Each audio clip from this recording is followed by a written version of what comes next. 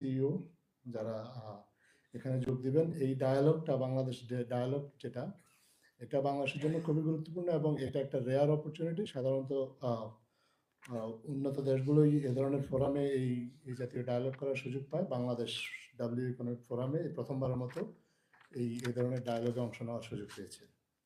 এই ডায়ালগটা আমরা আশা করি বর্তমান অন্তর্বর্তীকালীন সরকার আশা করে বাংলাদেশের বৈদেশিক বিনিয়োগ বৃদ্ধি এবং ইন্টারন্যাশনাল বিজনেস লিডারদের কনফিডেন্স বৃদ্ধির জন্য বাংলাদেশের প্রতি এই ডায়ালগটা এবং সামগ্রিকভাবে এই যে ওয়ার্ল্ড ইকোনমিক ফোরামের এই সফরটা, এটা আমাদের জন্য সহায়ক হবে।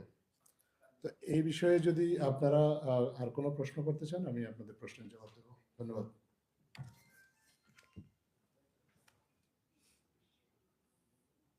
প্রশ্ন নেই কারো? আমার নাম মনিরুজ্জামান উজ্জ্বল, আমি জাগো নিউজ থেকে বলছি। বাংলাদেশের অর্থনৈতিক অবস্থা নানা কারণেই একটু বসে বলেন। বিপর্যস্ত অবস্থা। এই অবস্থায় মাননীয় প্রধান উপদেষ্টার এই সফর নিঃসন্দেহে একটি ফলপ্রসূ সফর হবে। আপনি ইতিমধ্যে বলেছেন যে অনেকের সাথে বৈঠক হবে, যে বৈঠকটির কথা বলেন যে বাংলাদেশ মিটিং করবে অন্যান্য সিওটির সাথে, এটি কবে হবে এবং এটির আয়োজক কি বাংলাদেশ করছে বা আমাদের ওখানকার যে এমবেসি তারা আয়োজন করছে, মানে আয়োজকটা কারা? এটার আয়োজক ওয়ার্ল্ড ইকোনমিক ফোরামই। ওয়ার্ল্ড ইকোনমিক ফোরাম তাদের এটা যেহেতু একটা প্রাইভেটলি এই কনফারেন্সটা হচ্ছে।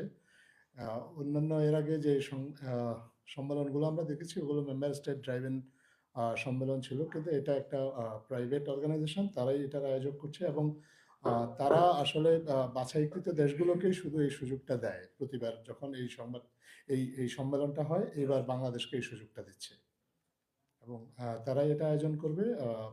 বাংলাদেশ সেখানে গুরুত্বপূর্ণ বিভিন্ন অংশীদার, যারা বাণিজ্যিক অংশীদার বা যারা বিভিন্ন কোম্পানির সিইও আছেন, আরও প্রাইভেট বিনিয়োগকারী আছেন যারা পটেনশিয়াল ইনভেস্টর, তারা এখানে অংশ নেবেন। মাননীয় প্রধান উপদেষ্টার সাথে তারা ইন্টারাকশন করবেন। একটু সুনির্দিষ্ট করে কি বলা যায় যে এ থেকে আমরা কি পেতে পারি? এখানে কি ফরেন ইনভেস্টররা আমাদের দেশে ইনভেস্ট করতে আসবে বা এই ধরনের কোনো প্রতিশ্রুতি পাওয়া যাবে? নিশ্চয়ই একটা প্ল্যান করেই এটা দেওয়া হচ্ছে বা কথাবার্তা আগাম। আমরা জানি যে কয়েকজন বিশেষ সহকারী তারা চেষ্টা করছেন। আপনারাও এখানে বারবার বলেছেন যে বিভিন্ন ইনভেস্টরদের সঙ্গে যোগাযোগ চলছে। সে ধরনের কোনো প্রতিশ্রুতি কি আপনারা পেয়েছেন? এই ধরনের সম্মেলনে সাধারণত ট্যাঞ্জিবল প্রোগ্রেস বলতে যেটা হয় সেটা কনফিডেন্স বিল্ড আপ। আমরাও আশা করছি, বর্তমান অন্তর্বর্তীকালীন সরকারও আশা করছে, মূলত ইন্টারন্যাশনাল বিজনেস লিডার্স যারা এবং ইনভেস্টরদের কনফিডেন্স বিল্ড আপটাই হচ্ছে এই সম্মেলনের মূল উদ্দেশ্য।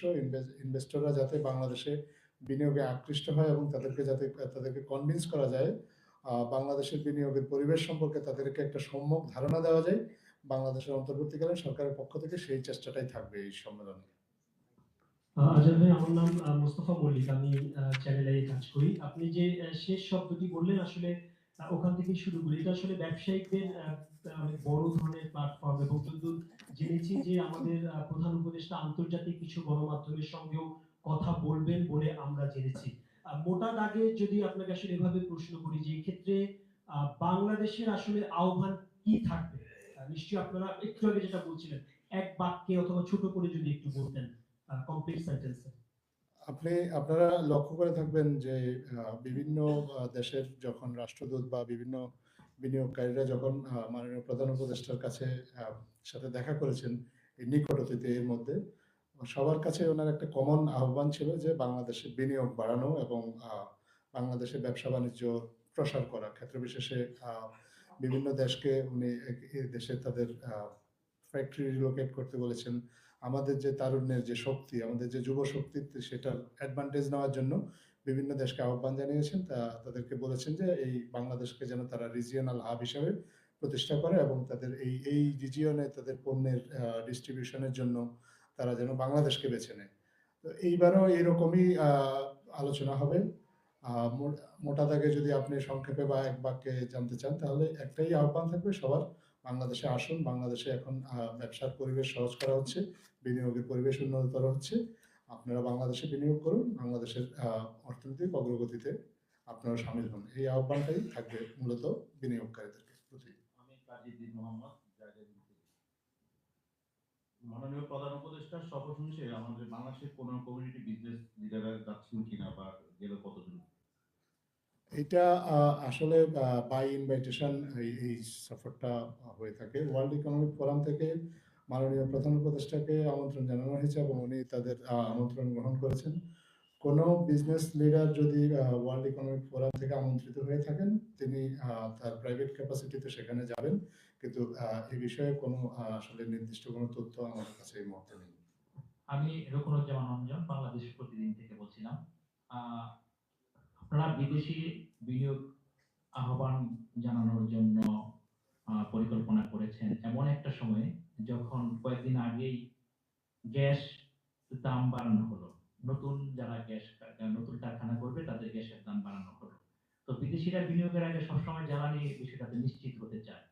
আপনি বলছেন বিনিয়োগ পরিবেশ উন্নত হয়েছে, গ্যাসের দাম বাড়িয়ে কিভাবে বিনিয়োগ পরিবেশ উন্নত হয়েছে বিদেশি বিনিয়োগকারী যখন জানতে চাবেন, এটার আনসারটা কি হবে? আরেকটা প্রশ্ন হচ্ছে, বাংলাদেশের ব্যবসায়ীরা আস্থার অভাবে ভুগছে। তারা বলছে তারা গভর্নরের সাথে দেখা করেছে, তারা এনবিআর এর চেয়ারম্যানের সাথে দেখা করেছে, গতকালকে শিল্প উপদেষ্টার সাথে দেখা করে এই বক্তব্য দিয়েছে। তো বাংলাদেশের ব্যবসায়ীদের আস্থার পরিবেশ সৃষ্টি না করে দাভোসে গিয়ে বিদেশি বিনিয়োগ আকর্ষণের প্রচেষ্টা এই সরকারের পরিকল্পনার সাথে কতটুকু সামঞ্জস্যপূর্ণ? ধন্যবাদ। ধন্যবাদ আপনাকে। বিনিয়োগের বিষয়টি শুধুমাত্র গ্যাসের দামের উপর নির্ভর করে না। বিনিয়োগ একটা ব্যাপক বিষয়। এখানে আরো অনেকগুলো বিষয় জড়িত।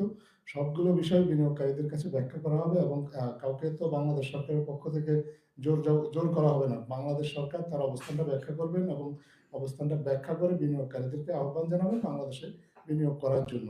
এবং সরকার বিশ্বাস করে যে বিনিয়োগকারীরা বাংলাদেশ সরকারের যে বিনিয়োগ প্রস্তাবনা বা বিনিয়োগের যে সম্ভাবনার কথা এই মুহূর্তে বাংলাদেশে আছে, অপার বিনিয়োগের সম্ভাবনা, সেই সম্ভাবনাটা যদি বাংলাদেশ সরকার প্রপারলি তাদেরকে এক্সপ্লেইন করতে পারে, তাহলে অবশ্যই বিনিয়োগকারীদের কনফিডেন্স বাংলাদেশের উপর বৃদ্ধি পাবে। আজাদ ভাই, আমার নাম কাউসার আজম। আজাদ ভাই, বর্তমান সরকার দায়িত্ব নেওয়ার পর থেকেই বিদেশের ট্যুরগুলোতে একটা সংক্ষিপ্ত সফর সঙ্গী খুবই কম যাচ্ছে। তো এই সফরে আসলে কতজন যাচ্ছে প্রধান উপদেষ্টার এই সফরে সরকারের পক্ষ থেকে? এই সফরে একেবারেই প্রটোকলের সাথে সম্পর্কিত যারা আছেন শুধুমাত্র তারা যাচ্ছেন। আর মাননীয় প্রধান উপদেষ্টার বিশেষ দূত লুৎফি সিদ্দিকী উনি যাচ্ছেন এবং প্রধান উপদেষ্টার নিরাপত্তার সাথে সম্পর্কিত যারা আছেন তারা যাচ্ছেন। আমি এই মুহূর্তে আপনাকে নির্দিষ্ট করে কোনো সংখ্যা বলতে পারবো না। আজাদ ভাই, আমি মনিরুল ইসলাম, আমি মোহনা টেলিভিশনে কাজ করছি। আপনি বললেন যে দেশে বাংলাদেশ প্রথমবারের মতো একটি সেপারেট একটি ফোরামে যোগ দিবে। তো এটি নিঃসন্দেহে একটি আমাদের জন্য পরম একটি পাওয়া, পরম একটি অর্জন হতে যাচ্ছে। তো বললেন যে বিদেশি বিনিয়োগ আকৃষ্ট করতে বা বিদেশি বিনিয়োগের অপার সম্ভাবনা রয়েছে। সেক্ষেত্রে আমরা দেখেছি যে বিডা একটি উদ্যোগ নিয়েছিল যে ওয়ান স্টপ সার্ভিস, অর্থাৎ বিদেশি কেউ যদি ইনভেস্ট করতে যায় সেক্ষেত্রে তার অনেকগুলো ছাড়পত্র নিতে হয়, অনেকগুলো লাইসেন্স দিতে হয়। তো এগুলো আসলে একটা সময় সাপেক্ষ এবং ভোগান্তিকর। তো এই ওয়ান স্টপ সার্ভিসের অগ্রগতি কতখানি? আমরা যতদূর জানি এখনো এইভাবে আলোর মুখ দেখেনি। ধন্যবাদ আপনাকে। এই বিষয়গুলো সবগুলোই সরকারের বিবেচনাধীন আছেন এবং এগুলো নিয়ে সরকার কাজ করছে যাতে বিনিয়োগকারীদের জন্য বিনিয়োগের পরিবেশটা সহজতর করা যায় এবং তারা বিনিয়োগ করলে এবং বিনিয়োগের প্রকৃত সুফলটাও পায়।